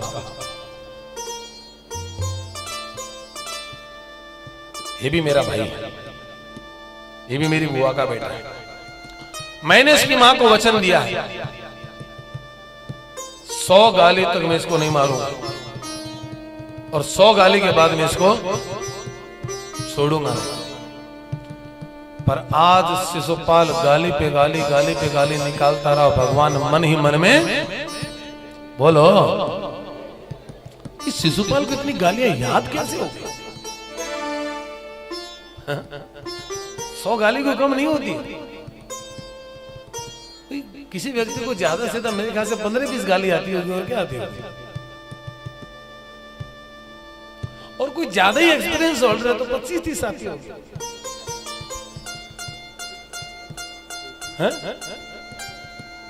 100 गाली बहुत होती है।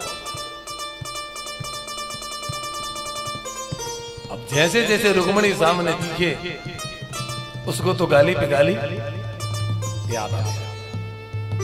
जैसे 100 गाली होती है, देखो भगवान की शालीनता कितनी है। शिशुपाल बस अब गाली मत निकाल, यहां मेरे वचन पूरे हो गए हैं, और अब अगर एक भी गाली निकाली मैं छोड़ने वाला नहीं। शिशुपाल ने सोचा 100 गाली सुनकर जिसको क्रोध नहीं आया, यहां तो लोगों को 1-2 गाली में क्रोध आता है, इसको 100 गाली में क्रोध नहीं आया, अब ये क्या क्रोध करेगा? और जैसे ही शिशुपाल ने 101वीं गाली निकाली, तुरंत भगवान ने सुदर्शन चक्र को बुलाया और आज्ञा करी, किरीट कुंडल सहित शिशुपाल की गर्दन को शिशुपाल के शरीर की ज्योति निकली तो सीधी भगवान के शरीर में आकर के समाहित हो गया। फिर दंत वक्र आया, दंत वक्र को भी मौत के घाट उतारा, उसकी ज्योति भी भगवान के शरीर में आई। तो पूछा राजा परीक्षित ने सुखदेव मुनि से, भूमन ये शिशुपाल और दंत वक्र की ज्योति भगवान की ज्योति में कैसे आई? कहा राजन तुझे याद है मैंने एक दिन कथा में बताया था कि भगवान के 2 द्वारपाल थे, जय और विजय। सनत कुमारों को रोकने से 3 जन्म तक असुर बने थे। पहले में हिरण्याक्ष हिरण्यकश्यप, दूसरे में रावण और कुंभकर्ण, और तीसरे में शिशुपाल और दंतवक्र। आज उनके 3 जन्म पूरे हुए तो पुनः भगवान के पार्षद बनकर के वैकुंठ को चले गए। अब तो महाराज ऐसी सुंदर कथा की शिशुपाल और दंतवक्र के मरने के बाद जितने भी उसके पक्ष के लोग थे सब कृष्ण से लड़ने को आए, चाहे साल्व हो चाहे विदुरथ हो। पर समय की सीमा को देखते हुए भगवान ने किसी को भी ज्यादा समय नहीं दिया, और हम लोग असुरों को मारने में ज्यादा टाइम लगाते नहीं। असुरों को मारने में क्या टाइम लगाते हैं? ये दुर्वृत्तियां हैं, इनका विनाश होना चाहिए।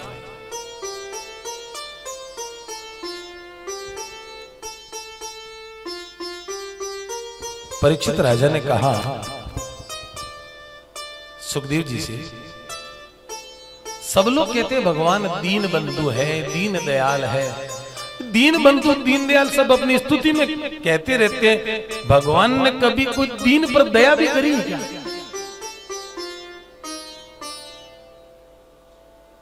बोलो,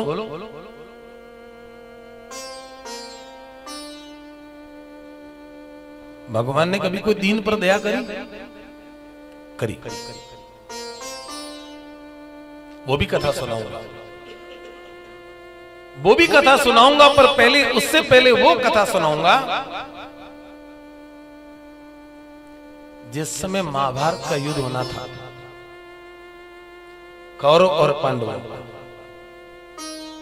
अर्जुन और दुर्योधन दोनों यादवों से हेल्प लेने के लिए आए। कृष्ण ने बड़ी सूझबूझ के साथ कहा, मेरे पास एक अक्षुणी नारायणी सेना है, या तो वो ले लो और या मुझे ले लो पर मैं लड़ूंगा नहीं, शस्त्र नहीं उठाऊंगा। तो दुर्योधन ने सोचा युद्ध में अगर ये लड़ेंगे नहीं, शस्त्र नहीं उठाएंगे तो इनका हम क्या करेंगे। तो दुर्योधन ने नारायणी सेना ले ली और अर्जुन ने भगवान को ले लिया। अब कन्हैया ने तो अपनी व्यवस्था, बोलो अब दाऊ जी किसके पक्ष में जाए। दाऊ जी का एक नियम है, क्या, इकोनॉमिक्स के दो नियम है, लीफो, दूसरा फीफो। दाऊ जी क्या कौन सा सिस्टम है, FIFO, first in first out. जो पहले आ जाएगा मैं तो उसके साथ निकल जाऊंगा। भगवान ने सोचा कहीं पहले दुर्योधन पहुंच गया तो तुरंत भगवान पहले गए, दाऊ जी को सारी घटना बताई कि मैंने तो ऐसे सबको राजी कर दिया। तो कहा कृष्ण मुझे क्या करना चाहिए। आप अभी इसी समय यात्रा में निकल जाओ, हैं? यात्रा में चले जाओ और भाभी आपके पास कोई भी आए तो कह देना यात्रा में गए, आएंगे तब बोल देंगे। दाऊ जी यात्रा करने जाते हैं और इसी यात्रा में जब वो नैमिषारण्य पहुंचते हैं, वहां सूजी कथा करते हैं। दाऊ जी को ऐसा लगा कि सूजी शूद्र है और ब्राह्मण नीचे बैठे हैं, शूद्र ऊपर कथा कर रहे हैं। उन्होंने कुशा के द्वारा सूजी की हत्या कर दी। ब्राह्मण कुपित हो गए। उन्होंने कहा ये ब्राह्मण के अंश से उत्पन्न हुए इसलिए ब्राह्मण है और आपने इनकी हत्या कैसे कर दी, आपको ब्रह्म हत्या लगे। और तब ब्रह्म हत्या का निरूपण करने के लिए उन्होंने पृथ्वी की परिक्रमा करी।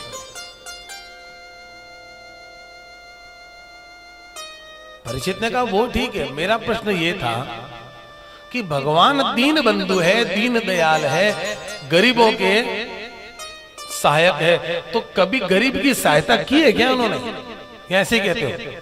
कोई कथा तो सुना ही नहीं आपने मुझे। बोले एक कथा है, पोरबंदर में एक ब्राह्मण रहता है। पोरबंदर में एक ब्राह्मण रहता है, बहुत गरीब है। नाम है, बोलो, सुदामा। पत्नी का नाम है सुशीला। बहुत सुंदर है, शीलवती है, गुणवंती है। घर में बहुत गरीबी है, 2 बच्चे हैं। कभी कभी तो घर में चूल्हा जलता है और कभी कभी तो चूल्हा भी नहीं जलता।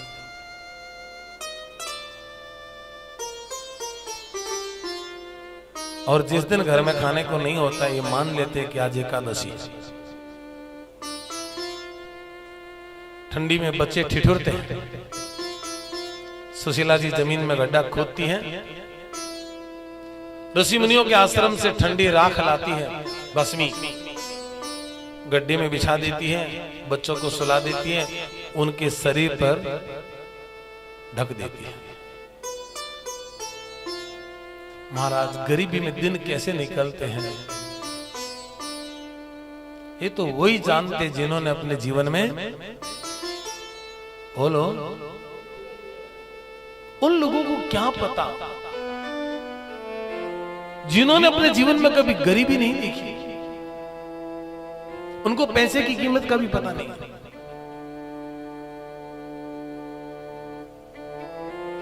जिन्होंने गरीबी देखी उनको पता है। कभी कभी सुबह का भोजन घर में बना है, अब शाम का बनेगा कि नहीं बनेगा ये भी व्यवस्था नहीं थी।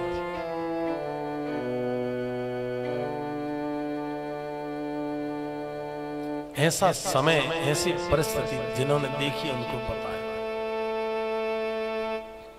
घर में दूध नहीं था, घर में पीने को दूध नहीं था। बच्चे मां को आके कहते, मां मां मां मुझे भूख लगी, दूध पिला दो। कहां से लाए घर में दूध? सुशीला जी आटे को छानती है, पानी में घोलती है, शक्कर मिश्री कोई पूजा पाठ में आया उसको घोल देती है, पतला पतला मीठा आटा घोल करके बच्चे को कहती है बेटा पी लो, ये तुम्हारा दूध है।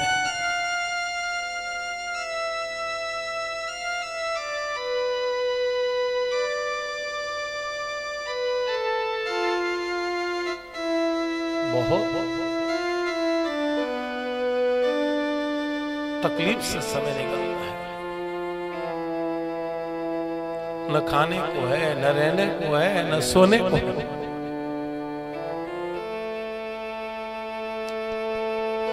जजमानों के घर पूजा पाठ करने को जाते हैं, पर आज तक सुदामा ने कभी किसी जजमान से बोलो मांगा नहीं है, क्योंकि मांगने से मान घटता है, मांगना नहीं चाहिए। इतना अभाव घर में, फिर भी स्वभाव बिगड़ा नहीं, यही तो प्रभु की कृपा है। सुदामा ब्राह्मण, उनकी पत्नी सुशीला, दशा तो देखो गरीबी की। सुशीला जी के पास में एक साड़ी है,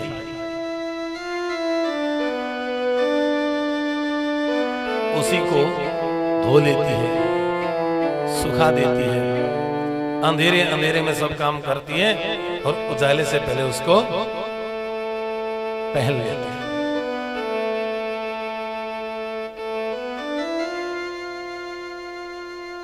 इतनी गरीबी में समय निकल रहा था, पर कभी किसी के सामने हाथ नहीं फैलाया। आज हम लोगों की दशा यह है कि हम लोगों के अभाव नहीं है, फिर भी रोने का बोलो स्वभाव है। हम लोगों की रोने की आदत पड़ गई।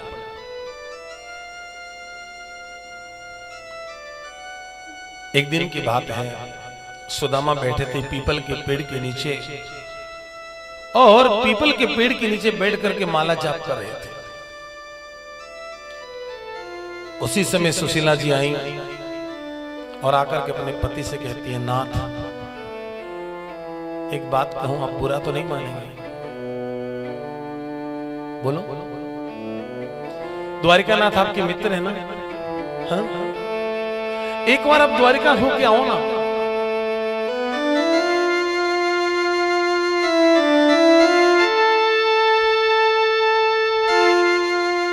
एक बार आप द्वारिका नाथ से मिलकर के आए, शायद उनके मिलने से आप हमारे भाग्य बदल जाए। सुदामा ने कहा, सुशीला क्या तुम गरीबी से हार गई? क्या अब तुम सहन नहीं कर सकती जो मुझे अमीर मित्र की याद दिलवा रही है? कहा, स्वामी मेरा ऐसा कोई भाव नहीं कि आप उनसे जाके मांगे, मेरा भाव है कि उनका दर्शन करके आए, क्योंकि भाग्यशाली व्यक्ति का दर्शन करने से भी भाग्य बढ़ता है। तो क्या लेकर के जाऊंगा? मित्र के घर खाली हाथ नहीं जाना चाहिए। सुशीला जी उधार चावल लाई और एक कपड़े में बांध करके सुदामा देव को दिया, और आज सुदामा जा रहे हैं कहां पर?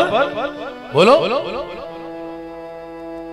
चले श्याम सुंदर से मिलने सुदामा, चले श्याम सुंदर से मिलने सुदामा, गाते जाते मन में हरे कृष्ण रामा, गाते जाते मन में हरे कृष्ण रामा, गाते जाते मन में हरे कृष्ण रामा, गाते जाते मन में हरे कृष्ण रामा। श्री कृष्ण गोविंद हरे मुरारी, श्री कृष्ण गोविंद हरे मुरारी, हे नाथ नारायण वासुदेवा, हे नाथ नारायण वासुदेवा, चले श्याम सुंदर से मिलने सुदामा, चले श्याम सुंदर से मिलने सुदामा, गाते जाते मन में हरे कृष्ण रामा।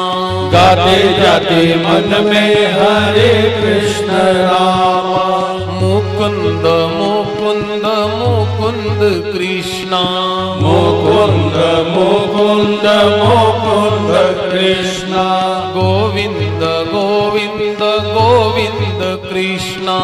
गोविंद गोविंद गोविंद कृष्णा। और जैसे ही सुदामा गए, बहुत दिनों से भूखे थे, और जैसे ही सुदामा गए थोड़ी दूर चले और धड़ाम से धरती पर गिर गए। इधर सुदामा गिरे और उधर द्वारिकानाथ ने, जो द्वारिका में 56 भोग आरोप रहे थे, गिरते हुए भक्त को देखा, भगवान के हाथ से कौर छूट गया। रुक्मिणी ने कहा, स्वामी क्या हो गया, क्या भोजन स्वाद नहीं है? बोले, रुक्मिणी हम थोड़ी देर बाद भोजन करेंगे। आचमनी किया और उठ गया। आचमनी किया और उठ गया।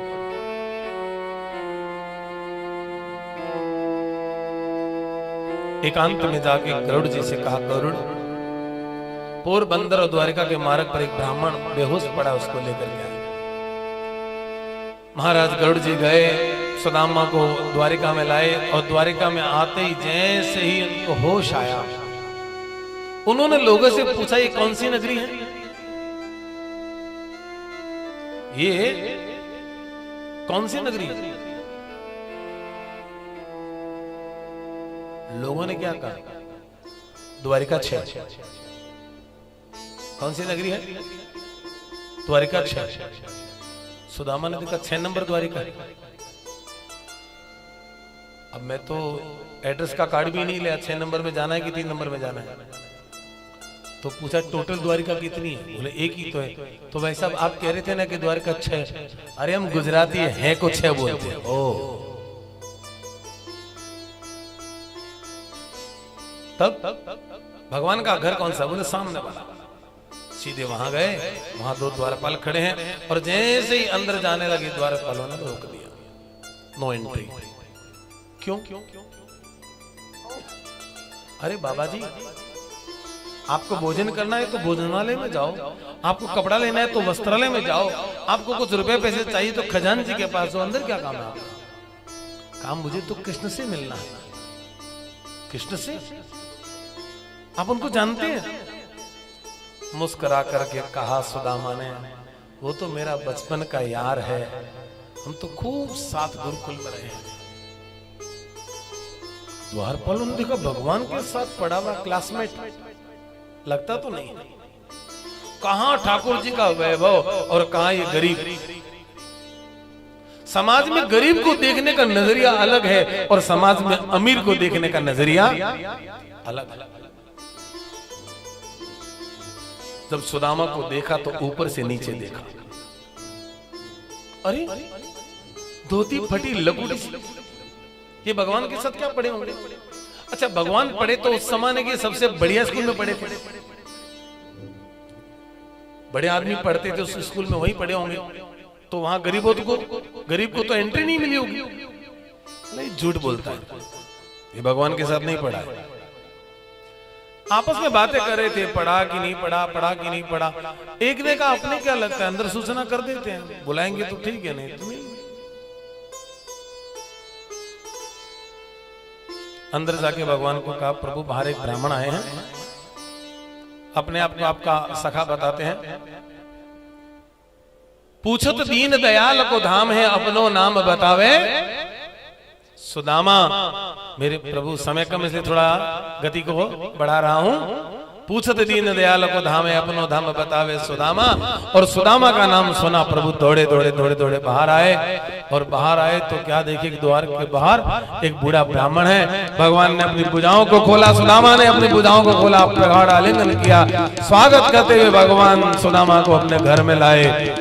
आ रहे सुदामा पंथ रानियां सवारती, आ रहे सुदामा पंथ रानियां सवारती, आ रहे सुदामा पंथ रानियां सवारती, आ रहे सुदामा पंथ रानियां सवारती। गुलाब जल उछालती, जमी पे फूल डालती, जल उछालती, जमीन में फूल डालती। सुदामा को कभी तो कृष्ण को कभी निहारती, सुदामा को कभी तो कृष्ण को कभी निहारती। पटरानियों के संग रुक्मणी उतारे आरती, पटरानियों के संग रुक्मणी उतारे आरती। अरे द्वारिका तो आए हैं सुदामा अपने काम से, द्वारिका तो आए हैं सुदामा अपने काम से।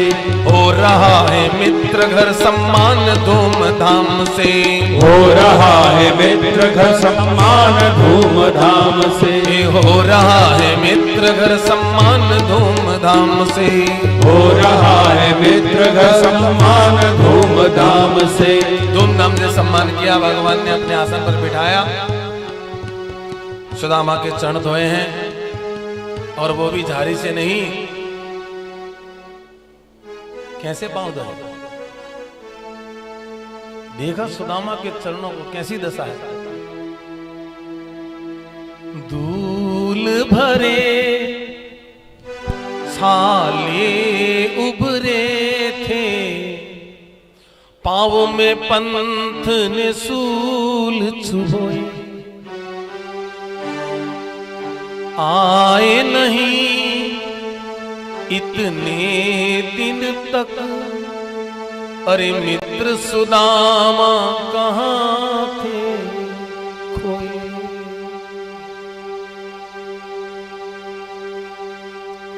देख सुदामा की दिन दशा,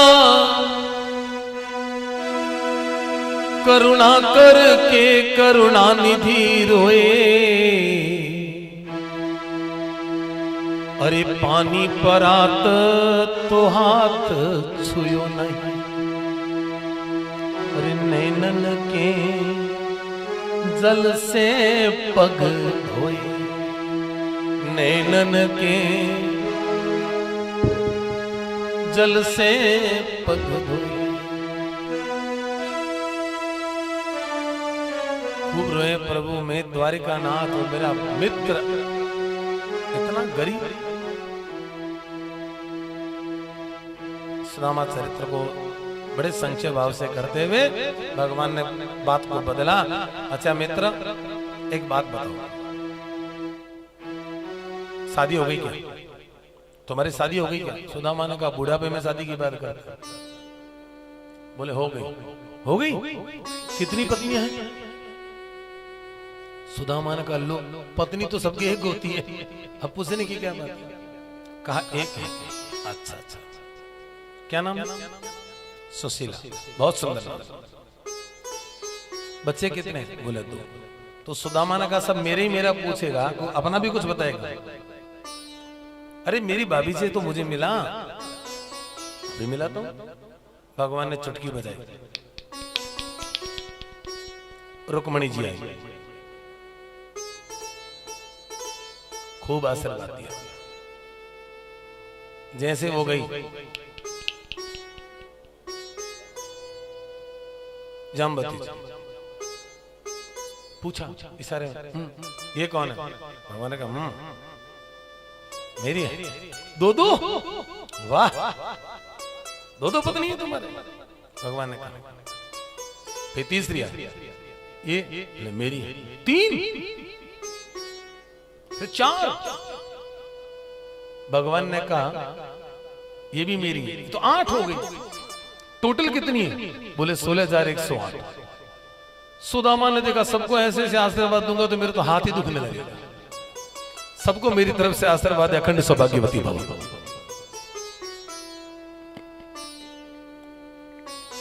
सबको मेरा आशीर्वाद, अखंड सौभाग्यवती भव। सुदामा घर से चावल लाए, पर निकालने में शर्म आई। भगवान ने बगल से चावल निकाले, 2 मुट्ठी चावल खा करके सुदामा को 2 लोगों का ऐश्वर्य दिया। 1 मुट्ठी रुक्मणी जी ने अपने पास में रख ली है। 1 महीने सुदामा वहां रहे और 1 महीने के बाद सुदामा अपने घर गए। तो जहां झोपड़ी थी वहां पर सुदामा पूरी, थोड़ा यहाँ गति को मैंने बढ़ाया है। और सुदामा पूरी, वहां सुदामा ने देखा, खूब ठाट बाढ़ते। पत्नी को कहा देवी आज हमारे घर में कुछ नहीं था, प्रभु कृपा से सब कुछ हुआ है। बेटों को अपना सब कुछ दे दिया। वही पीपल के पेड़ के नीचे बैठ करके सुदामा ने अपना समय व्यतीत किया। जब भजन करने से भगवान मिल सकते हैं तो भजन करके मैं संसार के पदार्थों को क्या मांगूं। और इस प्रकार सुदामा चरित्र की कथा को प्रणाम करते हुए अधिशेष कथा का वर्णन, कल का जो सत्र होगा, कल का भी सत्र होगा, छोटा सत्र होगा, नहीं तो कथा 7 दिन की हो जाती है। हमें कथा करनी है 8 दिन की। तो जैसा कि मुझे सूचित किया गया है कि कल पहले वहां गिरिराज महाराज का पूजन होगा, तो उसके बाद कथा सत्र और बाद में शाम को ठाकुर जी की आरती में फिर उपस्थित होंगे। मंगलम भगवान विष्णु मंगलम गरुड़ध्वज मंगलम पुंडरीकाक्ष मंगलायस्तनु हरि। ओम कर्पूर गौरम करुणावतारम संसार सारम भुजगेन्द्रहारं सदा वसन्तं हृदयारविन्दे भवं भवानी सवितं नमामि। श्री भागवत भगवान की है आरती, आरती पापियों को पाप से है तारती। श्री भागवत भगवान की है आरती, आरती पापियों को पाप से है तारती।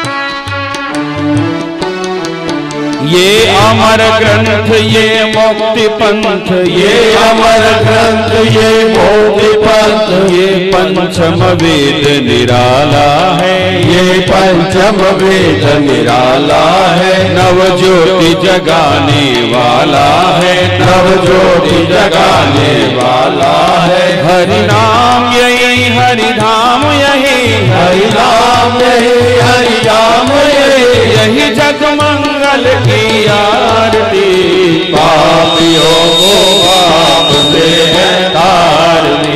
श्री भागवत भगवान की है आरती, आरती पापियों को पाप से है तारती।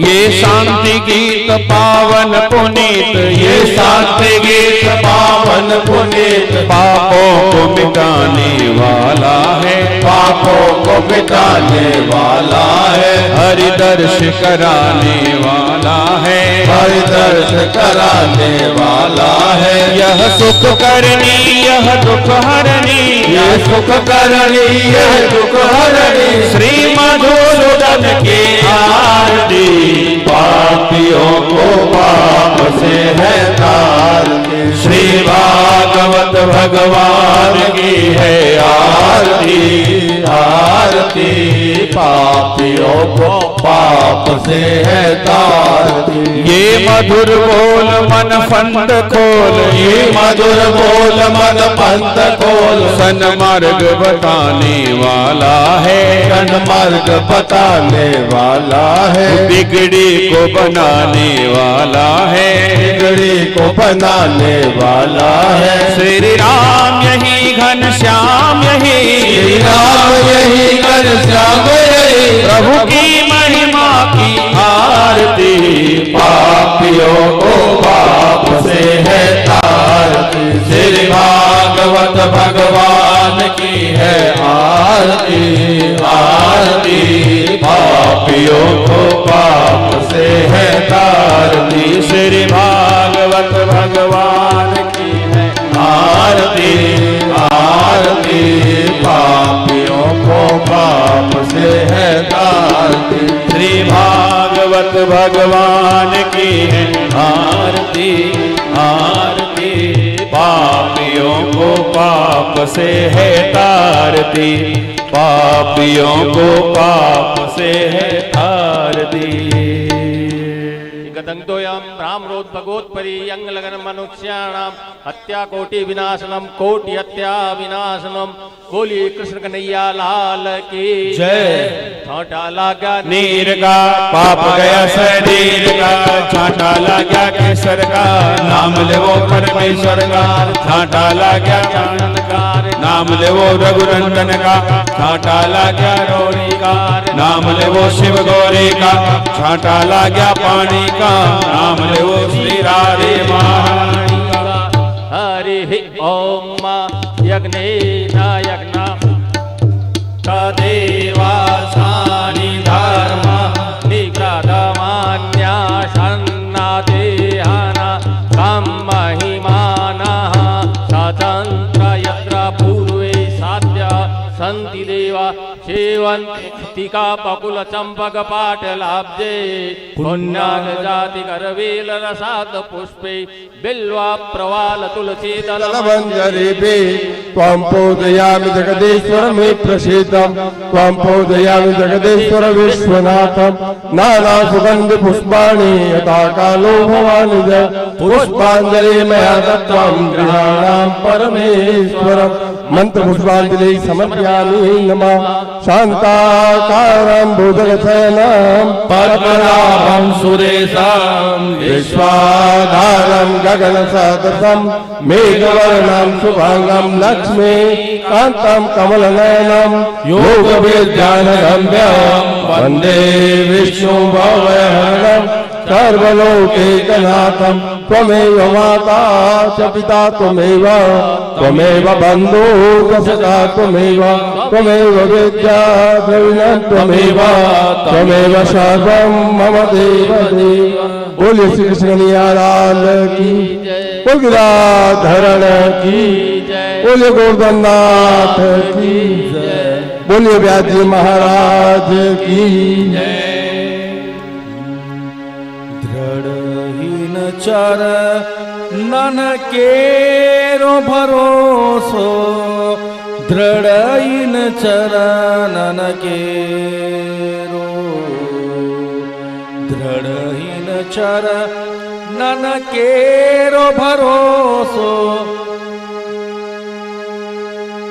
दृढ़हीन चर नन केरो।